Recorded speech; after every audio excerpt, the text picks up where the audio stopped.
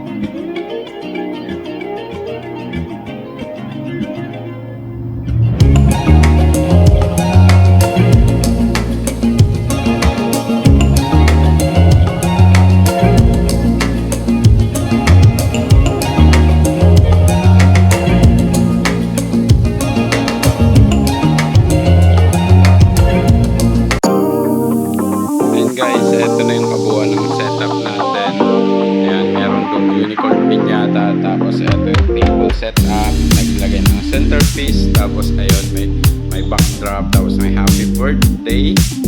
Tapos ayan, at pastel color unicorn rainbow yung ginawa dyan namin. Ayan, may unicorn.